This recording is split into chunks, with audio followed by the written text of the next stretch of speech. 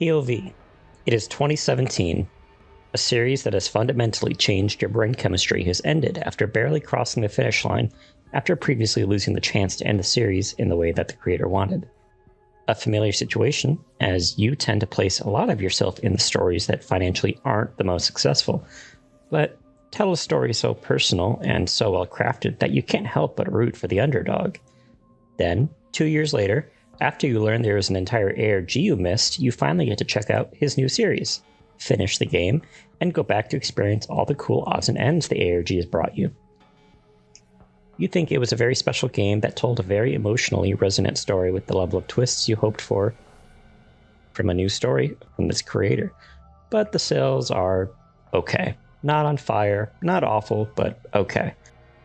You sigh, knowing that while it does seem to be that more and more people are getting their eyes on this work that means so much to you, it probably isn't enough to clutch it from the precarious position it's been in for some time. After all, the studio this creator was with previously for his first series, which you enjoy entirely, went bankrupt and sold off all their IP. Then suddenly, 2 years after that, cryptic marketing begins for a new ARG that focuses on a sequel to this story, which would be available next year in 2022. You're there, on the front lines documenting the ARG's events, and when the game comes out, you are enamored by it. You see the reception online is much more divisive concerning specific topics that I won't go into deeper here, but most people tend to overall like it, but think it's weaker than the first game. Sales again are middling, not too crazy. It seems slightly to do better than the first game. At this point, there's a pretty solid community forged out of who are clued into how cool this series and creator is. Then, the creator begins to talk about how he's busy working on this huge new collaborative effort with a close friend of his and another big name in the space. And while this project is exciting to you, it seems very clear that it's largely the collaborator's passion project, considering it's got his series character designer on it, his series composer on it, and largely overall his flair. So while this creator is on the project, it's less in a writer's role and more of a how do we keep this whole thing organized kind of role. You like the game overall and are excited to talk about it and explore more of what it has to offer, there's a piece of you that is sad that you're not going to be experiencing a story uniquely from this creator for just a little while longer. Then, out comes the Nintendo Direct that predated the Nintendo Switch 2 presentation, and we see it. A new game in the The Somnium Files series. This is No Sleep for Kaname Date, a spin-off in the world of The Somnium Files that was helmed by the original team, dubbed Team Zero Escape. With series director Kotaro Uchikoshi acting as a series supervisor versus overall director due to his work and focus on the 100-line Last Defense Academy. I'll have more to talk about with that game in due course, but for now, I want to talk about this game, as the third game in the series, and what exactly it means and my feelings on it. Now, starting off, this is not the third full game. It is a shorter experience that acts more as an epilogue to the first The Somnium Files game, with some connective tissue to Nirvana Initiative, but does not spoil anything from within Nirvana Initiative. Kinda. I'll explain what I mean by that. It's really more of an if you know, you know situation, rather than you will be spoiled by Nirvana Initiative if you play this game. This video is going to talk about the events of No Sleep pretty openly, but also I will be talking about various spoilers from the first Somnium Files game and Nirvana Initiative, just in certain contexts, although largely it will be Somnium Files 1 spoilers, but be warned, Nirvana Initiative stuff may be here too. With that said, how do we feel about this game? Overall, I really liked it, but my expectations were scaled to a different order than with a full main title. I feel I have to say this is overall my least favorite Somnium Files, by virtue of the fact it's just kind of unfair to judge them against one another given the types of projects they are. So I don't say that to say that I think No Sleep is a bad game, it just fundamentally has less tools available to work with, and as a shorter experience, I think is incredibly effective at having what it has and using it well. I'm being vague because I'm weeding out some people who haven't yet clicked off and don't want spoilers, but maybe zoned out before that bit. Alright, first and foremost, this game takes place pretty immediately after the events of the golden ending of the first game. This also means that it takes place very shortly before the past of the Nirvana Initiative, so it fits pretty snug between both segments. This has some implications set in place that we'll talk about in a little bit. There are fundamentally two mysteries established in this game that we'll be working to solve. One is a strange pod that has been discovered inside the Okiura cold storage warehouse that seems to house a mysterious person inside. And the second is the abduction of Iris, seemingly by aliens, and being forced to play escape games to avoid being killed. The way this plot intersects is that the person within the pod seems to have inner knowledge of the escape game and might be responsible for those events. So we have Abyss agent Kaname Date back in the lead role as he tries to help solve the case in the mysterious pod, as well as be the point of contact for Iris when she tries to solve the escape rooms, meaning we have 3 tiers of gameplay to work with now. All in all, I think 2 of the 3 are really well done, being the Somnium investigation and the escape room.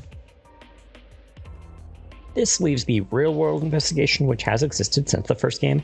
While at the start I think this was really well done with the level of interactivity you get with the environment and all the different alternate endings you can get. Unfortunately, it is when you have so many gameplay environments, one of them kind of has to get the short end of the stick.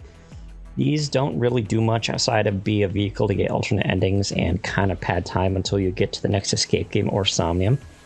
It's a shame because both of the other games had so many great investigation segments that made up for the fact that they were more grounded compared to the wacky and sometimes horrifying Somnium environments. Now, we have to have gameplay styles that are firing on all fronts, and investigations are like the meme of the skeleton drowning underwater. I don't have anything else to say about the investigations because there's nothing more really to them. The Somniums, though, chef's kiss. Mwah. I'm a very public defender of the idea of Somniums and think that each game they appear in, they get better and better. I1 has some great Somniums, and some that I think could have done with a little bit more cooking in the oven. Overall, my favorite Somniums are Mayumi's from the Ota ending and the final Somnium from the first game, and then both of Amame Somniums from Nirvana Initiative and Terror Somnium. Obviously, you can tell I love a more emotional connection, but I also love when a Somnium goes straight into psychological horror and suspense. Gets me every time. No Sleep for Kaname Date has given me a few new favorite Somniums, and it's the second time you're syncing with the subject held within the pod being my favorite of this game. The first one was also very good, and it's kind of like a part 1 to the part 2. It's really cool because you don't know the identity of who you're syncing into, and the active discovery between those 2 Somniums is so good. At first, I had legitimate theories it was going to be Amame somehow, even when that didn't make logistical sense since you meet her outside of the pod earlier in the story. There was a specific keyword usage they used later on in the first Somnium, and how specific answers turned out to be very familiar to how Amame's Somniums worked. But anyway, then you learn it is Pewter, actually, and immediately what this story was trying to do with this mystery became clear. You learn that this game's purpose, its thesis, its through line, is a direct character study of Pewter's actions in the first Eye of the Somnium Files game, and the aftermath of said actions. What he did in the name of love. This was not on my bingo card. I'm just perfectly fine with having Pewter return in Nirvana Initiative just as a joke, and just be an expression of, yeah, boss can just do things. But having such a close lens on arguably the series' biggest LGBT representation as a tragedy and turning it into this evolution of guilt, grief, friendship was so startlingly amazing. It gave me something I didn't know I wanted. Pewter was a character I would say always did come off as someone who could use more screen time, and I'm so glad they cooked.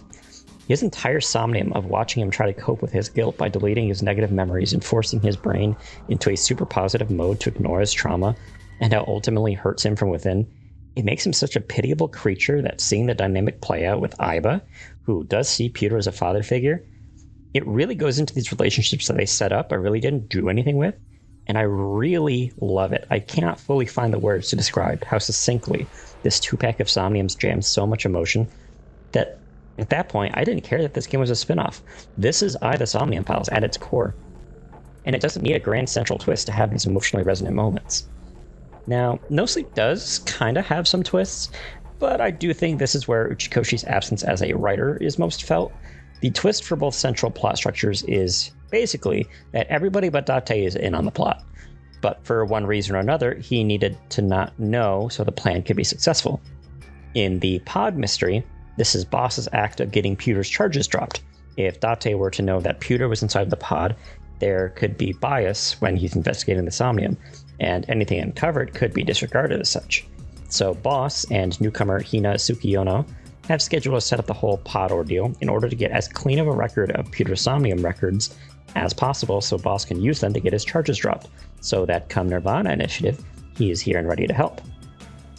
I can take it. I think the twist is justified based on all things that we are given about the subject. I still had a theory that in the marketing phrase, we would be sinking into a simulated world, and that'd go into some spoiler-filled theory crafting that deals with Nirvana Initiative stuff, but I guess I can accept this answer. It's simpler than what I was theorizing, but that's usually how it goes. I usually go shoot for the moon style. The other plot regarding Iris and the escape games goes a similar route. It is revealed that Mizuki was actually the orchestrator of the escape games initially, and they were an attempt for Mizuki to follow in her father's footsteps as the new CEO of the Lemniscate Talent Agency to bolster Iris's popularity and truly make her a star. The thing is, hosting escape games on this level is a very expensive and labor-intensive job. So Mizuki contracted the work out to the only person who would take on such a task, a contact named Asahi. Asahi then went and used the opportunity to take the games and use them for their own purpose, thus leading them to actually being dangerous. I do like this twist, because it does connect Mizuki back as an Okiura, as one of the things I would say I wish Nirvana Initiative could have established more was her relationship with her deceased parents. But I do like what they do with her trying and understandably coming up short, given that she's a 12-year-old CEO. Making the kind of mistake she does just makes sense. Trusting someone who is the only person with the know-how who lends a hand is a very natural thing for Mizuki to do in her shoes, since it's for the purpose of helping a friend, and for helping her fulfill her late father's wishes. Now, the identity of Asahi is a little involved. 6 years ago, around the time of the Cyclops serial murders, was the case of a disappearance of a woman named Sakura Asahi. Sakura befriended a young Hina Tsukiyono, saving her life and becoming a sort of protector for Hina. Unfortunately, Sakura was injured and sent to the hospital due to this event, going into a coma. Hina, during this time, constructed an AI based off of Pewter's AI Ball technology. This AI being the reptilian Akemi that we've seen throughout the escape game portions. The intent was to mold a copy of the real Sakura Asahi's personality, but over time the program began to go rogue, and sought to be independent from the flesh and blood Sakura, and thus posed online as Asahi to overtake the escape game. This leads me to the escape games as a gameplay mechanic. I need more. Oh my god, when I tell you I felt a state of immense bliss when I was basically playing a new Zero escape game with a Shinji Hosoe-inspired soundtrack blasting in the background that has evolved with a third-person adventuring Somnium gameplay. I was ascending. I either need the next game to keep the escape game segments as a gameplay mechanic, story reasons be damned, or I need Zero Escape 4. There's no middle ground. These are my favorite part of the whole game. I went on a whole emotional tirade about how Pewter Somniums were peak, but the only thing more peak than that was my emotional roller coaster at experiencing Zero Escape content in the year 2025. Oh my god. The opening stinger uses Zero Escape sound effects, which isn't super surprising given the Somniums already do this, but then you get to Seek the Way Out, which has the morphogenetic Sorrow stinger with a full visual transition a la 999.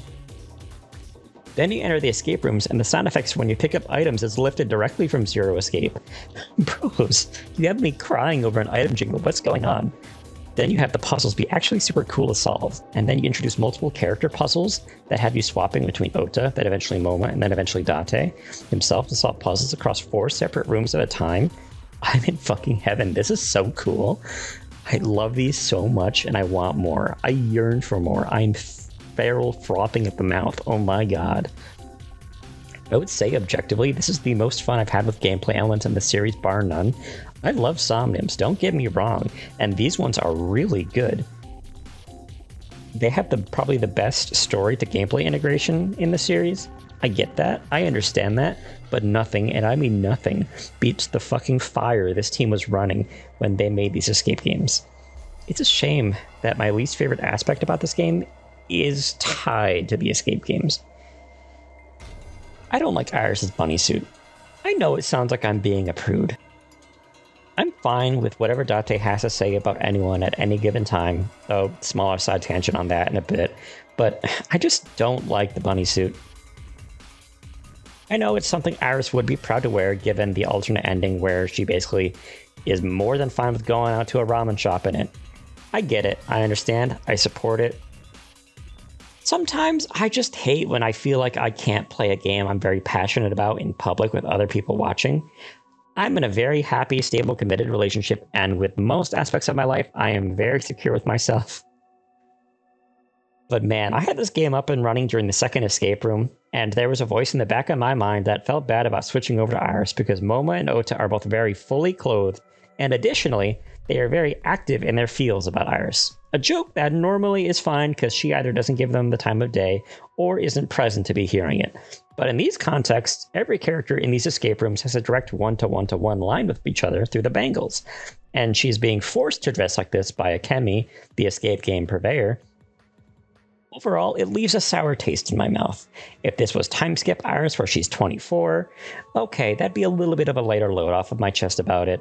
But since this is taking place immediately following the first game, Iris is still 18.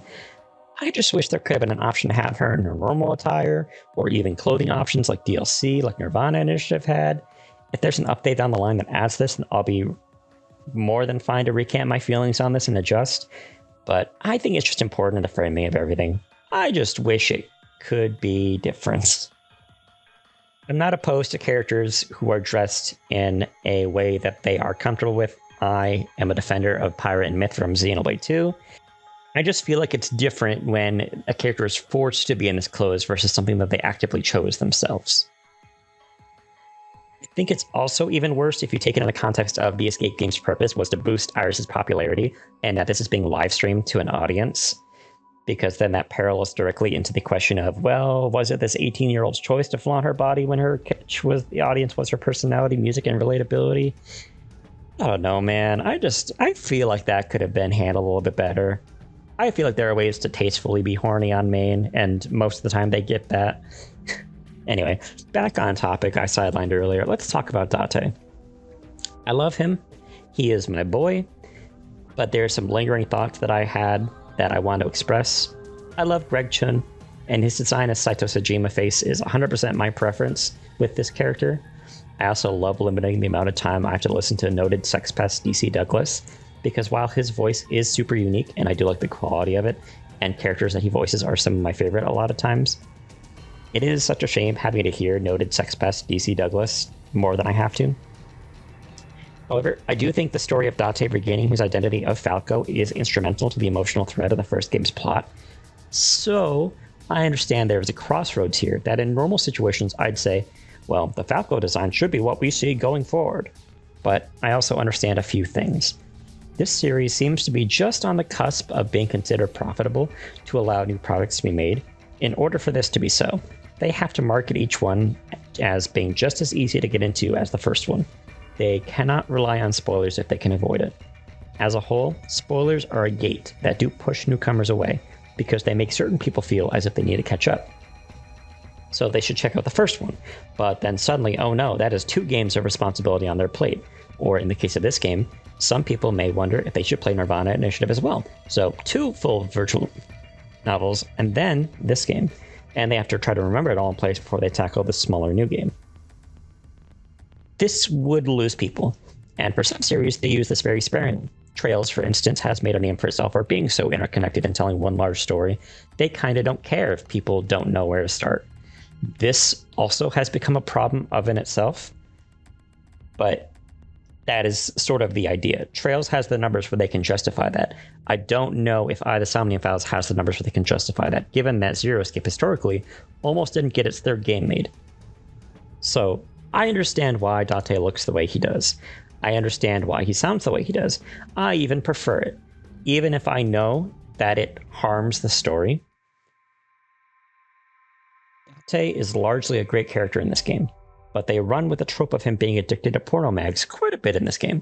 In the first game, I'd say I defend this action both as a joke and as a serious character attachment, because they give him a legitimate reason why this would work in the world. The brain of Saito Sejima is dangerous. He grew up with a severe lack of oxytocin in his brain. So he sought to get the thrill of that and replacement of those hormones by killing people. That is how his brain got the hormones that it needed. Obviously with diminishing returns as time went on. Date, not having lived in a body like that, had to have severe adjustments made when he was body swapped. Aiba is noted as giving him hormone doses to off-balance Sejima's deficiencies. So, someone with this brain chemical imbalance could theoretically see enhanced strength in this fictional universe if their brain receives the equivalent of a double injection of dopamine and oxytocin with a porno mag.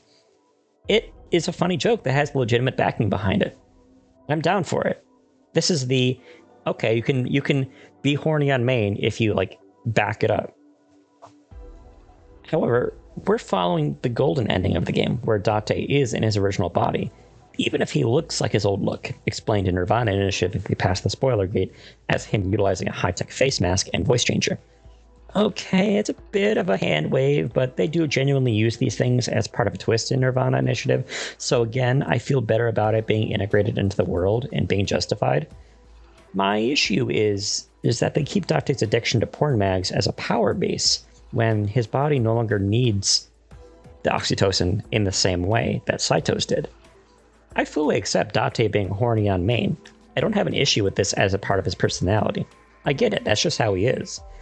I feel like he has a good balance between being joking and being serious. But him powering up from porno mags and using it as a deus ex machina in every dangerous situation, I feel like that's where the issue lies. It's lost its legitimacy, it's lost its in-world reasoning, and now it's here just for the joke. If it was used once, I could look past it like it is in Nirvana Initiative, but unfortunately I think it's used as a crutch here in No Sleep. It's quite a few times where we have to rely on porno mags to get out of a dangerous situation, and I think it's really unfortunate. This is part of why I feel like the investigation segments feel kind of bland in comparison, because you either learn really not much anything or end up in a porno mag fight. That being said, I do want to talk a bit more positively, so let's talk about Hina. Hina is a gem. She's the stand-in sync tech who works in Peter's absence, and she's great. I love her banter, and she accompanies you pretty early on during some of the investigation sequences, and she's the highlight of each one, and this is why I say that the early ones are pretty good. Her dynamic with Peter is an understudy, and not only highlights his arc, but also informs her arc as it becomes more apparent throughout the game. Although, unfortunately, I think she's dealing with a hand unfavorable toward her. We know she isn't in Nirvana Initiative at all, being a new character designed for this game, so clearly there are events that transpire that will make it so she's not in the foreground again. It's explained easily that we haven't seen her before because she's typically not in a department that Date usually faces, but was transferred due to the whole situation surrounding Peter. It's easy to assume that at the end of the game she'll just go back to wherever she came from, and ultimately that is the answer. But you also know that while playing an I the Somnium Files game, that every character is going to be involved in the plot in some way and have a lot about them revealed, and the only clean way to do that in this short of a time frame is have her at least be somewhat culpable in the plot.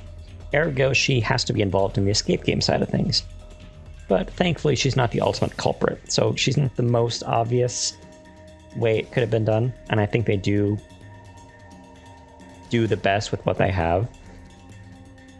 I think a very central positive idea is the through line of this game being the sync technicians as the focal point with Peter and Hina, and the tragedies that are in wake of what they will do in the name of love and protecting someone.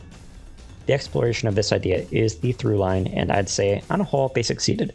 Some aspects of this story I feel like I would dock more points if it was a longer, fuller title, but because of how it is structured, it either works or it doesn't bother me.